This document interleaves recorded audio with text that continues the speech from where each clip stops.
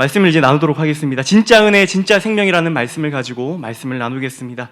참 좀 지겹겠지만 또 저의 군생활 이야기를 좀 하려고 합니다. 제 군생활이 참 다양한 이야기들이 많아가지고 일주일이라도 더 할 수 있는데 일주일은 참고 제가 이제 잠깐 간단하게 얘기를 하겠습니다. 저는 이제 문산에 있는 진주 공군교육사령부에서 나왔습니다.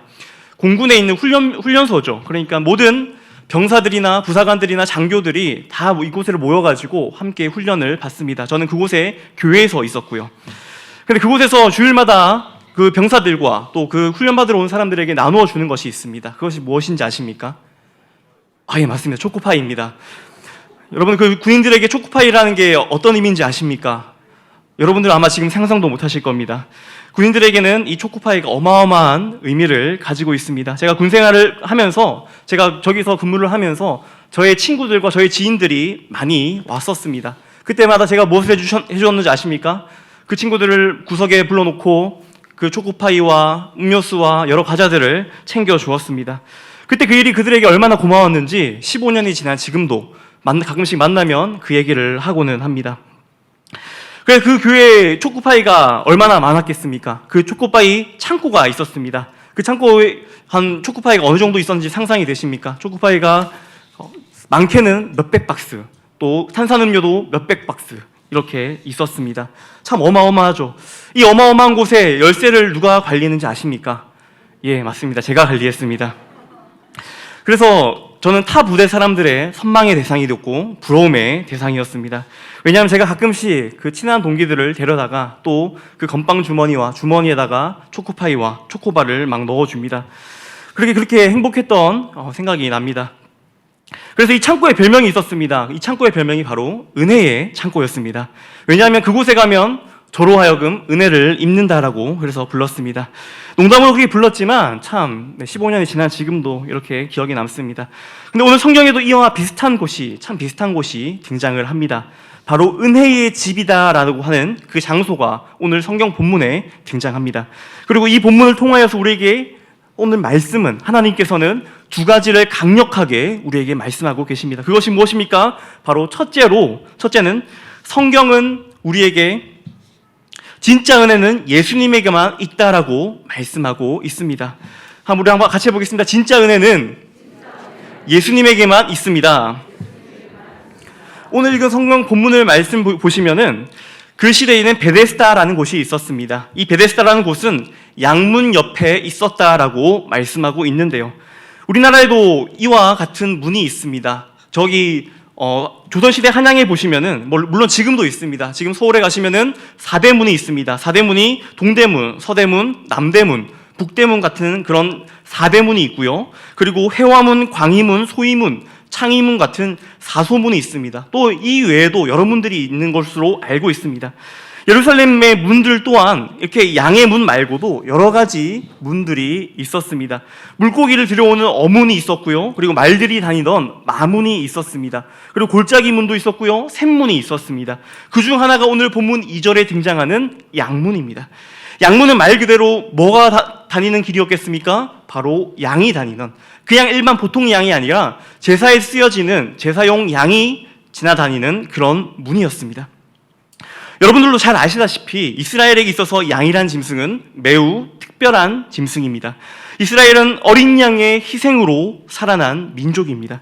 애굽에서 나올 때에 어린 양의 그 희생의 피가 아니었다면 애굽 사람들과 마찬가지로 그 모든 장자들이 다 죽었을 것입니다. 그리고 이스라엘에게 양이란 그 모든 재물을 대표하는 대표격의 재물이기도 합니다. 이렇기 때문에 이스라엘에게 있어서 양의 의미는 희생과 은혜와 생명을 가리킵니다. 이스라엘 백성들에게 아주 귀한 그런 문이었던 것이죠. 오늘 본문에는 이 양문 옆에 베데스다라는 것을 소개합니다. 이 베데스다라는 곳은 베이트와 헤세드라는 단어가 합쳐진 단어입니다. 베이트는 집, 헤세드는 은혜, 긍휼. 이 단어가 합쳐져가지고 합성어로 은혜의 집 혹은 긍휼의 집이라고 불립니다. 그렇게 오늘 배경은 은혜를 상징하는 그 양문, 양의 문 옆에 그 은혜의 집, 베데스다가 있는 것이죠. 이곳이 오늘의 배경이 됩니다. 이름만 들으면 정말로 은혜로 가득 차 있을 것 같지 않습니까? 은혜 위에 은혜가 더해져 있을 것 같지 않습니까? 그런데 오늘 본문 3절과 4절을 보십시오. 그곳에는 누가 가득합니까? 병자들이 가득하다라고 말씀합니다. 그리고 이 병자들 중 특별히 세 부류를 얘기합니다. 바로 소경과 다리 저는 자와 혈기 마른 자에 대해서 그들이 많았다라고 이야기합니다. 그런데 이들은 예로부터 구약 성경에 보면은 하나님의 은혜를 떠난 자들이라고, 하나님의 은혜가 그들을 떠났다라고 이야기하는 대표적인 자들입니다.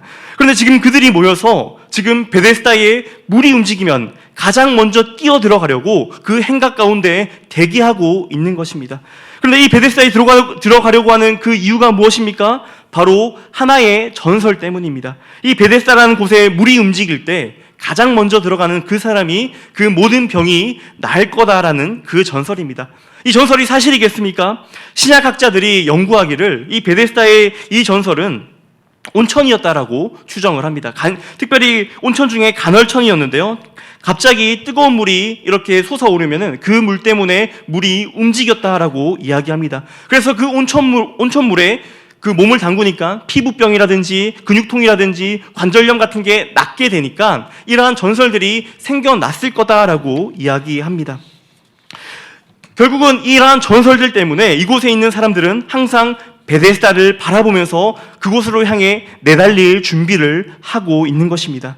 그런데 이것이 사실 베데스다의 이름과 어울리는 곳입니까? 그렇지 않습니다. 베데스다는 은혜의 집입니다. 또 은혜를 상징하는 이스라엘 양문 옆에 있는 장소였습니다. 즉 은혜 위에 은혜가 있는 그런 곳이었습니다. 그런데 이곳이 정말 은혜가 넘치는 곳입니까? 이곳이 정말 은혜가 충만한 곳입니까? 여러분들이 보시기에 어떻습니까? 그렇지 않다는 것을 알 수 있습니다. 이 베데스다라는 곳은, 이 은혜라는 곳은 눈 씻고 찾아볼 수도 없습니다. 절망의 땅입니다. 병자들이 베데스다를 향해서 늘상 달릴 준비를 하고 있다는 그 자체가 이 땅이 은혜의 땅이 아니라는 것을 말해주고 있습니다. 베데스다에 있는 병자들이 자신들이 그 물에 들어가면 나을 거라고 굳게 지금 믿고 있습니다. 그렇다면 그들의 현실은 어떠합니까? 그들이 어떻습니까? 그들은 소경이었고, 그들은 다리 저는 자였고, 그들은 혈기 마른 자였습니다. 소경은 물이 움직이는 것조차 볼 수 없습니다. 그는 애초에 가장 먼저 달려갈 수 없죠. 다리 저는 자는 또 어떻습니까? 가장 먼저 달려갈 수 있습니까? 아닙니다. 그는 제대로 걸어 다닐 수도 없는데 어떻게 가장 먼저 그 물에 도착하겠습니까? 혈기 마른 자는 또 어떻습니까? 혈기 마른 자는 다른 성경에 보면 그를 중풍병자라고 이야기합니다. 이 중풍병자가 다른 그 누구보다 먼저 베데스다에 들어갈 수 있겠습니까? 그렇지 못합니다. 지금 성경은 이 은혜의 집이라고 말하는 이 베데스다 앞에서 우리 인간들의 실존을 말해주고 있습니다. 그 실존이 무엇입니까? 스스로 나의 문제, 나의 이 죄의 문제를 절대로 해결할 수 없는 자라는 것입니다. 정작 진정한 행복과 진정한 만족감은 나 스스로 절대로 채울 수 없다라는 것을 성경은 말해주고 있습니다. 나의 문제를 해결하기 위해서 베데스다에 가장 먼저 들어가려고 발버둥 칩니다. 나의 구원을 위해서, 나의 행복을 위해서, 나의 안위를 위해서 최선의 노력을 다합니다. 가장 먼저 그 베데스다 연못에 들어가려고 발버둥 칩니다. 그러나 정작 자기 힘으로 연못으로 뛰어 들어갈 수 있는 자가 있습니까?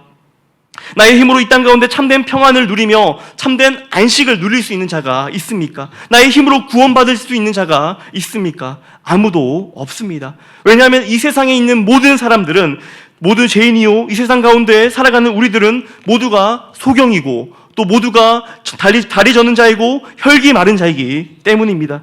그런데도 죄인들이 지금 자신들이 행복하지 못한 이유를 다른 이들이 먼저 들어갔기 때문이라고 생각합니다. 그러면서 평생을 원망과 불평 속에서 살아갑니다. 이것이 우리 연약한 인생들의 현실이고 우리 죄인들의 실체입니다. 나의 이 질병을 고치기 위해서, 나의 이 불행을 행복으로 바꾸기 위해서 하나님을 떠난 인간들이 참 열심히 살아갑니다. 돈을 벌어보기도 하고요, 공부를 열심히 해보기도 합니다. 높은 지위에 올라가려고 물불을 가리지가 않습니다. 자식에게 모든 희망을 걸고 자식에게 모든 것을 쏟아붓습니다. 술이나 담배 같은 것에, 취미 같은 것에 의존해보기도 합니다. 그런데 나의 그 고쳐지지 않는 그 질병, 행복하지 않는 그 나의 마음들이 고쳐집니까? 나의 불행이 행복으로 고쳐졌습니까? 그렇지 않다라는 것입니다. 우리 인간은 어떤 방법으로도 우리 스스로를, 우리 자신을 구원할 수 없습니다. 스스로 온전히 행복해질 수 없습니다. 하나님을 알지 못하는 죄인이라면 그 누구라도 고통과 아픔과 후회만이 남는 것이 우리들의 인생입니다. 지금 38년 된 병자, 그리고 그 베데스다 행각에 모여있는 모든 병자들의 모습이 바로 우리들의 모습이라는 사실입니다.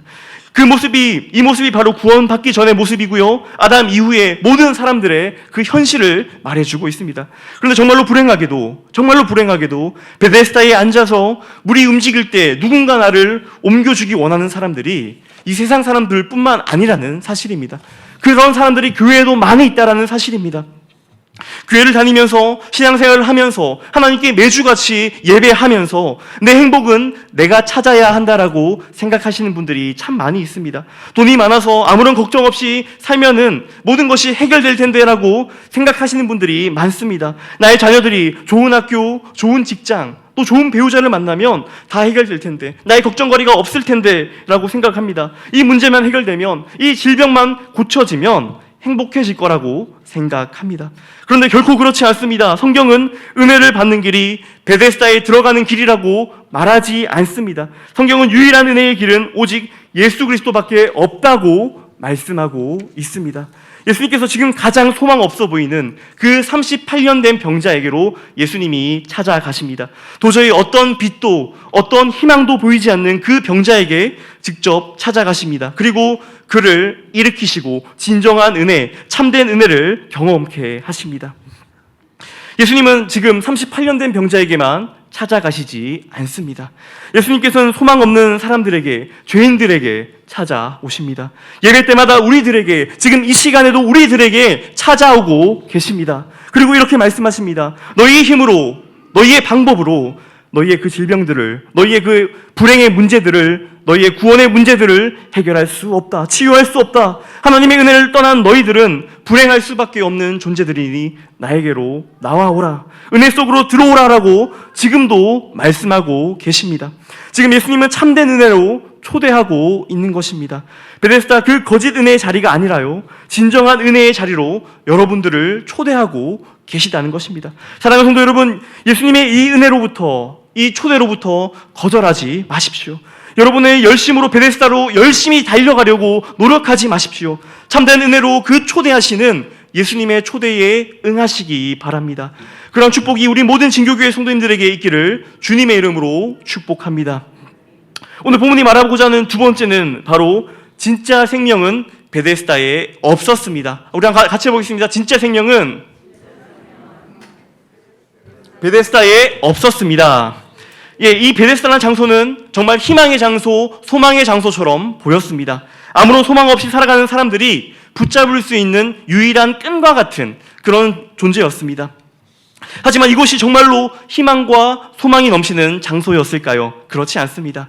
이곳은 이곳은 병자들의 그 소망과 병자들의 그 희망을 모두 다 깨부숴버리는 그런 곳이었습니다.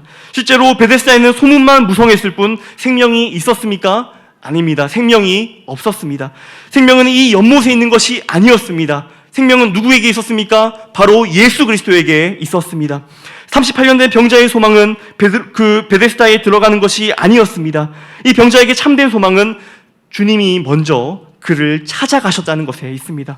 베데스다는 겉으로 보기에는 그럴듯해 보입니다. 전설이 있었고요, 실제로 많은 사람들이 그 베데스다라는 연못에 와서 그들의 인생을 그 연못에 걸었습니다. 당장이라도 엄청나게 이런 일이 일어날 것 같이 요란합니다. 희망과 소망이 넘쳐나는 것처럼 보입니다. 하지만 이 38년 된 병자를 고쳐주신 분은, 다시 한번 말합니다, 이 베데스다 연못이 아니라요, 누구였습니까? 예수 그리스도였습니다.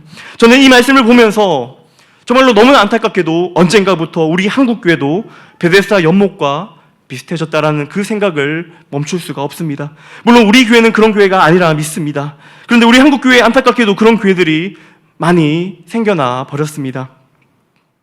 거짓 복음을 전하며 헛된 희망을 품게 하는 교회들이 많이 생겨났습니다. 예수 그리스도를 전하기보다 이 세상 가운데 잘 사는 법, 부자 되는 법, 형통한 법을 가르치고 있습니다. 지금 많은 교회들이, 수도권에 있는 많은 교회들과 또 대형 교회들이 목사님들이 강단에 서면 인기가 별로 없다고 합니다. 다른 외부 특강 강사들이나 연예인들을 많이 불러온다고 합니다.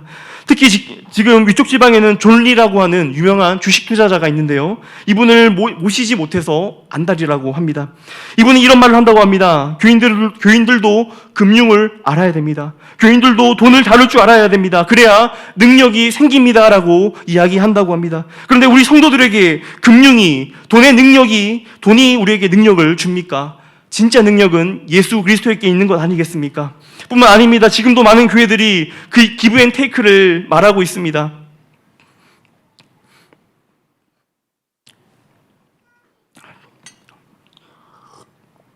죄송합니다. 하나님께 내가 무언가를 드린다면 하나님께서 내게 무언가를 또 다른 것을 주신다고 말씀하는 것이죠. 하나님께 내가 무언가를 드린다면 하나님께서 내게 그 다른 것으로 주신다고 하는 것입니다. 하나님과 거래한다는 것입니다. 하나님께 드린 만큼 30배, 60배, 100배로 돌려주실 거라고 말합니다. 하나님께서는 물질의 복과 자녀의 복과 이 세상에 말하는 복들을 전부 줄 것이라고, 형통의 복을 줄 것이라고 교회들은 이야기하고 있습니다. 예, 이것들 너무나 좋지요. 너무나 듣기 달콤하고 저도 이런 것들이 너무나 좋습니다.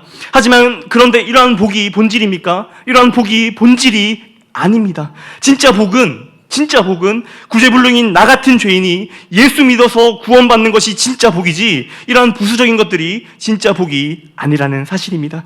만약 내게 물질이 생겨서, 내가 건강이 생겨서, 내가 하느님 나라 잘되고 형통해서 예수님을 제대로 믿지 못하게 된다면 이미 그것은 복이 아니라 저주가 아니겠습니까? 헛된 이런 이야기들로, 이런 헛된 복음들을 전하는 것들 들을 때마다 교회가 베데스다와 되는 것 같아 마음이 너무나 아픕니다. 베데스다는 간절한 마음으로 사람들이 도움을 구하며 그곳에 모여 있었습니다. 하지만 그곳에는 실상 생명은 없었습니다. 사람들이 모여들수록 좌절하는 사람들만 많아졌습니다. 시간이 지나면 지날수록 상처만 깊어졌습니다. 베데스다라는 그 연못은 그 사람들에게 아무런 해결책을 제시해주지 못했습니다. 예수님이 계시지 않는 교회는 이 베데스다와 같습니다.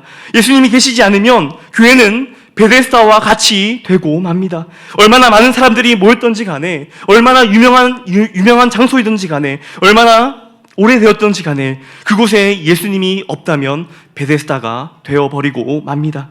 연못 주변을 아무리 멋있고 화려하게 치장한다 할지라도 물이 움직일 때까지 그곳에 있는 모든 모인 사람들이 기도하고, 또 그곳에 모인 사람들이 지루하지 않도록 치장한다 할지라도 그곳에 생명이 없습니다. 38년 된 병자를 구원하신 분은 소문만 무성했던 그 베데스다 연못이 아닙니다. 바로 예수 그리스도입니다. 그렇기 때문에 예수 그리스도가 아닌 다른 것에 초점을 두는 것은 잘못된 것입니다. 교회에서 예수님 외에 다른 곳에 관심을 둔다면 그것은 명백히 잘못 가고 있는 것입니다. 사람들의 초점을 그리스도가 아닌 베데스다의 움직이는 물로 향하도록 한다는 것은 이미 그 본질이 잘못되었다는 것입니다. 거짓된 소망으로 약하고 불쌍한 사람들의 마음을 현혹하는 것입니다. 그 당시에는 베데스다 물이 있었지만 지금 우리가 살고 있는 이 시대에는, 이 세상에는 그 어떤 것도 베데스다 연못이 될 수가 있습니다. 그것이 교회 봉사일 수 있습니다. 교인들 간의 교제일 수도 있고요. 그것이 교회에서 하는 행사일 수 있습니다. 직분일 수 있습니다. 사람들 앞에서 인정받는 것일 수 있습니다. 심지어 교회의 목회자가 될 수도 있습니다. 겉으로 보기에는 너무나 좋아 보입니다. 겉으로는 너무나 거룩하고 신령해 보입니다. 나쁘고 해로운 것이 하나도 없어 보일 수 있습니다. 하지만 그곳에 예수가 없다면, 그곳에 십자가와 대면하는 것이 없다면, 그곳에 우리의 죄악의 문제를 해결할 수 없다면 그곳은 베데스다처럼 이미 생명 없는 곳입니다. 예수 그리스도의 생명의 복음을 전하지 않는다면 우리가 겉으로 보기에는 좋아 보일 수 있습니다. 교양이 있어 보이고요, 독선적으로 보이지 않을 수 있습니다. 하지만 그리스도를 말하지 않는다면 이미 그곳은 교회가 아니라 베데스다이고 종교단체에 불과합니다. 교회 안에 그리스도 없이는 제 아무리 구제를 많이 하고 치유를 해서 설령 죽은 자가 살아난다 할지라도 그 교회에 그리스도가 없다면 그 교회는 이미 죽은 교회입니다. 그리스도가 없다면 생명이 없는 교회입니다. 그렇게 우리는 우리 안에 생명이 있는가 늘 점검해봐야 합니다. 우리 안에 예수가 있는가 늘 점검해봐야 합니다. 내 안에 있는 이 믿음이 정말 참된 믿음인가 점검해봐야 합니다. 사랑하는 성도 여러분, 주님의 몸된 교회는 성공과 형통의 비결을 말해주고 그 대가로 성장하는, 장사하는 곳이 아닙니다. 교회는 예수 그리스도를 인격적으로 만나게 해주는 생명이 넘치는 장소입니다. 만약 교회에서 이 생명의 복음이 사라진다면 이 교회는 베데스다 연못과 같이 될 것입니다. 이름만 은혜의 집으로 남게 될 것입니다. 오늘 본문에서 예수님이 베데스다 연못을 찾으셨습니다. 그리고 그곳에 모인 사람들에게 참 생명의 역사가 일어났습니다. 오늘날 교회들이 회복해야 될 것은 우리 모든 성도들이 부자되고 잘 사는 것이 아닙니다. 병을 고치는 능력이 아닙니다. 교회가 회복해야 되는 것은 예수님만이 오직 우리 인생의 유일한 해결책이 되신다는 그 진짜 복음입니다. 저는 사랑하는 우리 진교교회가 베데스다가 안 되었으면 좋겠습니다. 그렇기 위해 우리가 어떻게 해야 합니까? 오직 예수, 그 생명 되신 예수님만 전해야 할 줄 믿습니다. 오직 예수님만을 선포해야 될 줄 믿습니다.